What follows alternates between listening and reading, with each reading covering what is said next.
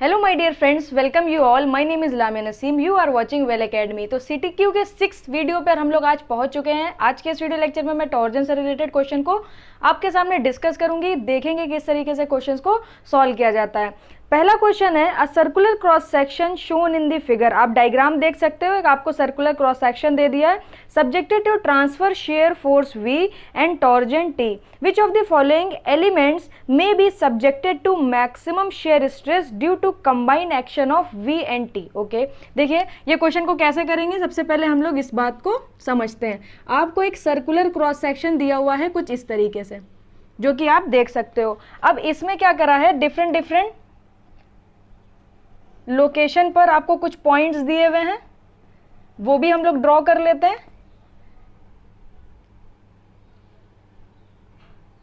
Okay, एक आपको यहां पर दिया हुआ है, एक ये सेंटर पर दिया हुआ है, यहां पर है, यहां पर और यहां पर। इनके जो पॉइंट्स के जो नेम है वो है 1 2 3 4 5। ये है 1, ये है 2 3 4 5। यहां पर एक शेयर फोर्स आपका लग रहा है इस तरीके से V। ओके, और इस डायरेक्शन में आपका लग रहा है ट्विस्टिंग मोमेंट T।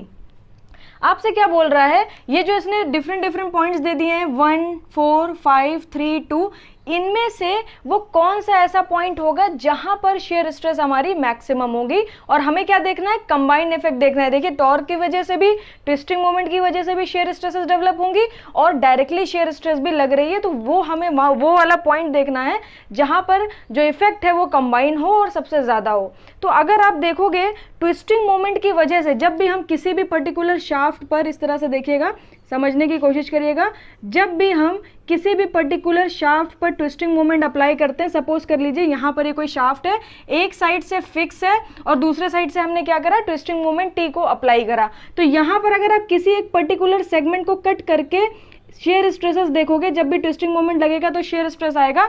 तो क्या कर रहे हो आप, ट्विस्टिंग मोमेंट सरफेस पे लगा रहे हो। तो सरफेस पे लगाओगे तो यहाँ पर इसके फ्लो की टेंडेंसी किधर होगी, मूव करने की टेंडेंसी इधर हो जाएगी और इसकी किधर हो जाएगी, इधर।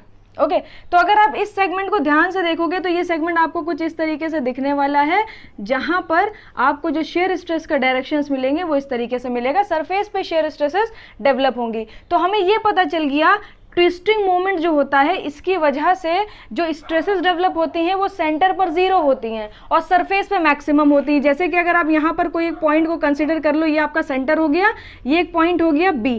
ओके, अब आप इसको जरा यहाँ से ऐड कर दो इसके सेंटर से। जब आप इस पे ट्विस्टिंग मोमेंट लगाओगे तो ये B पॉइंट कहीं ना कहीं शिफ्ट होगा। सपोज कर लिए B पॉइंट शिफ्ट हो गया, हमारा कहाँ आ गया, यहाँ पर आ गया। अब ये B' हो गया, क्योंकि अगर सपोज कर लीजिए आपके पास ये एक शेफ्ट है, एक साइड से फिक्स है। अब आपने यहाँ पर ट्विस्टिंग मोमेंट लगाया और यहाँ पर इसके कैप पर अब अगर आपने एक पॉइंट को कंसीडर करा है, तो जब आप ट्विस्टिंग मोमेंट लगाओगे तो ये पॉइंट शिफ्ट हो गया ना। तो सिमिलर कंडीशन में यहाँ पर भी ये जो B पॉइंट है ये B' पे शिफ्ट हो जाएगा। तो यहाँ पर अगर आप देखोगे तो ये कुछ इस तरीके से आपको मिलने वाला है। अब ये जो मॉलिक्यूलर डिस्प्लेसमेंट है ये क्या है, डायरेक्टली प्रोपोर्शनल टू रेडियस है। कैसे, यहाँ पर अगर आप सेंटर पे खड़े हो तो रेडियस 0 है, तो सेंटर पर तो मॉलिक्यूलर डिस्प्लेसमेंट भी 0 ही हो गया, क्योंकि यहाँ पर ये सेंटर कहीं और किसी दूसरी जगह शिफ्ट थोड़ी ना हुआ, सेंटर तो वहीं के वहीं रहा। जैसे जैसे आप, अगर मैं इसको थोड़ा सा बड़ा बना के आपको दिखाऊं तो सेंटर पे मॉलिक्यूलर का डिस्प्लेसमेंट नहीं हुआ। जैसे जैसे आपकी रेडियस बढ़ी, अब रेडियस किधर बढ़ रही है, इस डायरेक्शन में रेडियस बढ़ रही है, वैसे वैसे ये डिस्टेंस देखिए बढ़ती चली गई है और मॉलिक्यूलर डिस्टेंस सबसे ज्यादा आपको कहाँ पर मिली है, सरफेस पे। जो हमने माना था, ये माना था B और ये माना था B'।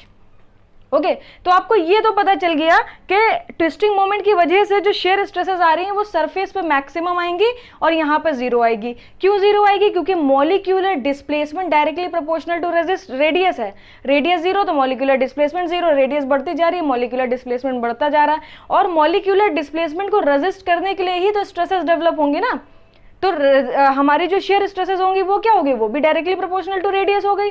तो यहाँ पर हमें पता चल गया, ये जो शेयर स्ट्रेसेस हैं, ये शेयर स्ट्रेसेस सरफेस पे मैक्सिमम होंगी, सेंटर पे 0 होगी बिकॉज ऑफ ट्विस्टिंग मोमेंट। और इनका जो वेरिएशन होता है वो किस तरीके से होता है, इनका जो डिस्ट्रीब्यूशन होता है, डिस्ट्रीब्यूशन हमारा होता है लीनियर। ओके, तो हमें यहाँ पता चल गया इस T की वजह से 3 1 4 एंड 2 पर शेयर स्ट्रेसेस डेवलप होंगी, 5 पर ट्विस्टिंग मोमेंट की वजह से शेयर स्ट्रेस 0 होगी। ओके अब बात कर लेते हैं शेयर स्ट्रेस की। ये जो डायरेक्टली शेयर स्ट्रेस भी लग रही है, कभी भी किसी भी बॉडी पे जब डायरेक्टली शेयर स्ट्रेस लगती है तो वो डायरेक्टली शेयर स्ट्रेस क्या करती है, सरफेस पे जीरो देगी। ओके सरफेस पे डिस्ट्रीब्यूशन जीरो होगा और यहाँ पर उसका डिस्ट्रीब्यूशन मैक्सिमम होगा। ओके अगर इस पर्टिकुलर सर्कुलर शाफ्ट के लिए मैं शेयर स्ट्रेस का डिस्ट्रीब्यूशन बनाऊं तो वो कुछ इस तरीके से आने वाला है।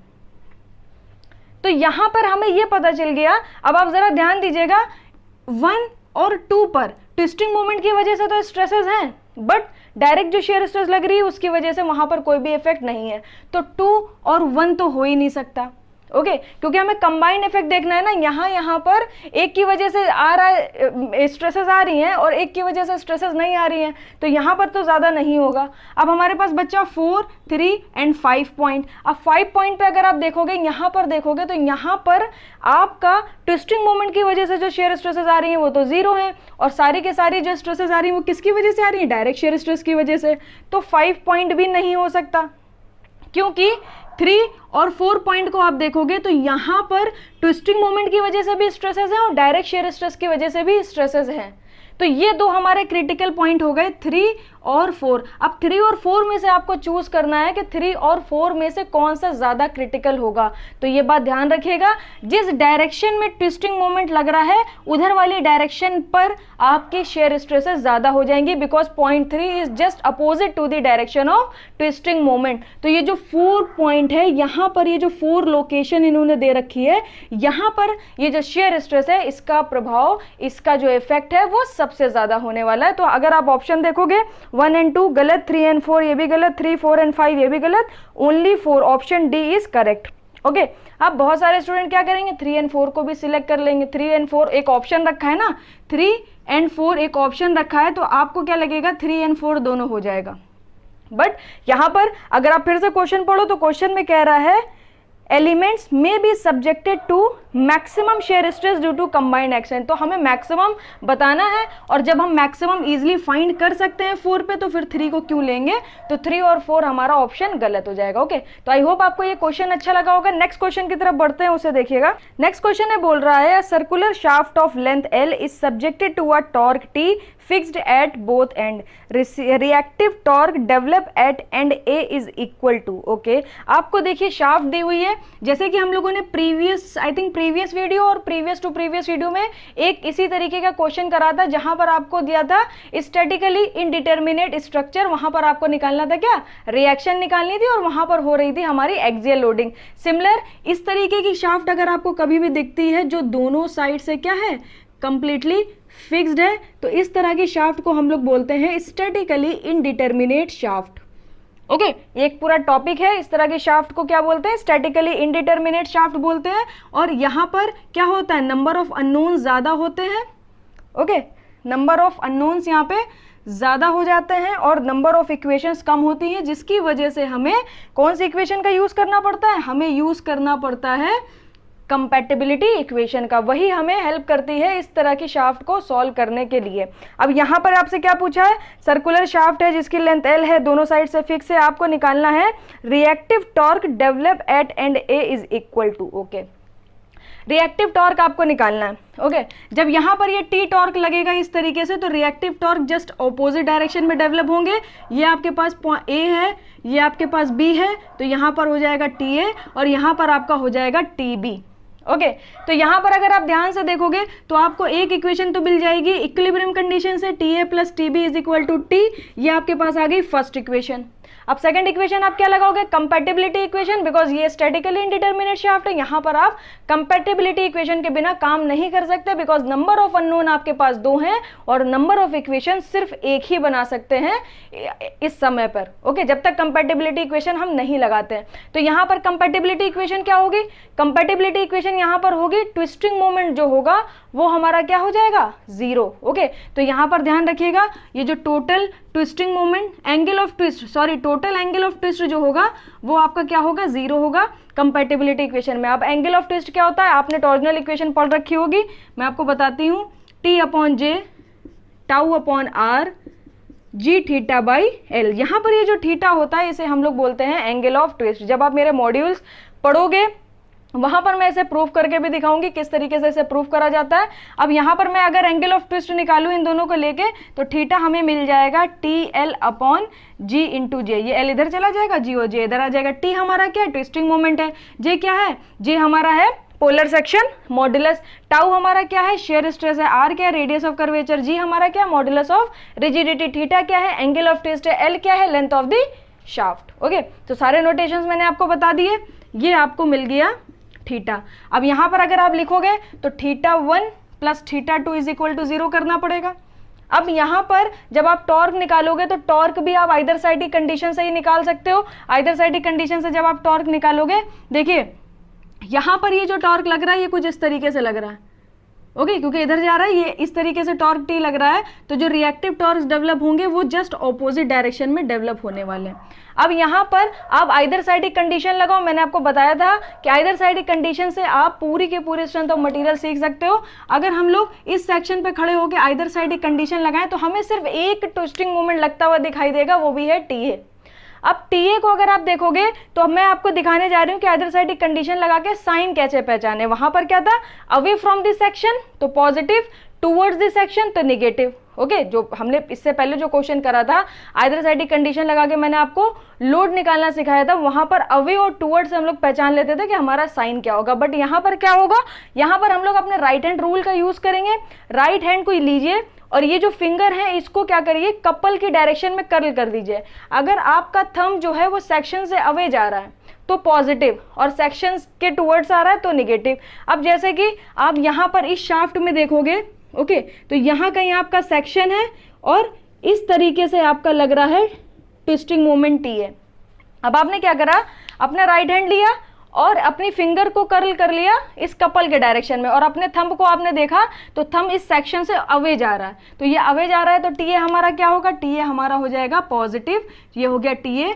ओके, एल कितना है, L/3 TL अपॉन जी इंटू जे। जे हम ऐसे ही रखेंगे, जे की वैल्यू क्या होती है π/32 इंटू d⁴। बट यहाँ पे रखने की जरूरत नहीं है because through out diameter same है, तो जे हमारा ऑलरेडी कैंसिल ही हो जाएगा आगे जाके। ओके, अब यहाँ पर आ जाइए, ये आपके पास फर्स्ट शाफ्ट है, ये सेकंड शाफ्ट है। अगर आप इस सेक्शन पे निकालोगे तो अब मैं क्या करूंगी, वैसे ही स्मार्टली प्ले करूंगी। इस साइड पे नहीं देखेंगे, उसी साइड पे देखेंगे, ताकि पूरी इक्वेशन टीए के टर्म में ही बने, और हमें टीए ही चाहिए तो हमारी कंपैटिबिलिटी इक्वेशन से ही हमारा आंसर आ जाएगा। अब आप यहाँ पर कहीं पर खड़े हो, ओके, अब आप यहाँ पर कहीं पर खड़े हो और एक कपल आपका ऐसे लग रहा है और एक कपल आपका लग रहा है ऐसे। अब आप क्या करोगे, आपको आइदर साइड की कंडीशन लगानी है और समीशन करना। आइदर साइड क्या कहता है, एक साइड के सारे कपल लेके ऐड कर दो। तो सबसे पहले आप ये कपल देखो, आपने अपनी फिंगर्स को इसके डायरेक्शन में कर्ल किया, थंब आउट जा रहा था तो आपको पता चल गया टीए हमारा पॉजिटिव है। अब इसके साथ आपको ये वाला कपल जोड़ना है। अब ये वाला कपल क्या है, ऐसे बोर्ड के पीछे से निकल के आगे आ रहा है, तभी तो आपको हाफ, ये जो कपल का जो रोटेशन है हाफ आपको दिख नहीं रहा है, इसका मतलब ये शाफ्ट के पीछे से आगे आ रहा है। तो आप जब अपनी फिंगर्स को इसके डायरेक्शन में कर्ल करोगे तो जो आपका थंब है वो जो आपने सेक्शन लिया है उसके करीब आ रहा है, टूवर्ड्स दिस एक्शन है, तो टूवर्ड्स दिस एक्शन है तो ये -t हो जाएगा। ओके, तो यहाँ पर हम लिख देते हैं, हमें मिल गया total twisting moment TA - t। L कितना है, 2L/3 इंटू जी इंटू जे। अब ये हो जाएगा आपका 0। अब जे L और L सब 0 में चला जाएगा, आपके पास बचेगा TA/3। 3 भी भेज दीजिए, यहाँ पर भी 3 है, यहाँ पर भी 3 है, 3 भी 0 में भेज दीजिए, plus TA - t into 2 is equal to 0। अब ये 2TA और TA 3TA वो हो जाएगा, और TA की वैल्यू निकालेंगे आप तो 2T/3 आपको फाइनल आंसर मिल जाएगा। अब जरा ऑप्शन पे चेक करिए, T/2 wrong, T/3 wrong, 2T/3, 2T/3 is the correct option. और ऑप्शन डी जरा चेक करिए, ऑप्शन डी में बोल रहा है 4T/3, तो 4T/3 भी हमारा क्या हो जाएगा, गलत हो जाएगा। इसका मतलब ऑप्शन सी हमारा क्या है, करेक्ट है। ओके, तो आपने देखा किस तरीके से हम लोगों ने ये दोनों क्वेश्चन को सॉल्व करा। दोनों ही हमारे टॉर्जन के क्वेश्चन थे, दोनों क्वेश्चन इंपॉर्टेंट है, अच्छे से याद कर लीजिएगा सारी चीजें। आपने क्या सीखा, आइदर साइड की कंडीशन मैंने आपको सिखाई, उसके बाद आपने देखा कि कंबाइंड इफेक्ट हम लोग किस तरीके से चेक करते हैं कि कहाँ पर शेयर स्ट्रेसेस सबसे ज्यादा होंगे। तो दोनों बहुत ज्यादा इंपॉर्टेंट क्वेश्चन है, मैंने पूरी कोशिश करी कि आपको अच्छे से सारी चीज़ों को समझा पाऊँ। फिर भी अगर कोई कमी रह गई हो, कहीं पर आपको कुछ ना समझ आया हो, तो कमेंट सेक्शन में जाके ज़रूर लिखिएगा, मैं वहाँ पर आपको बता दूंगी। Thank you so much. मिलते हैं आपसे नेक्स्ट वीडियो में इसी तरीके के इंटरेस्टिंग क्वेश्चंस के साथ।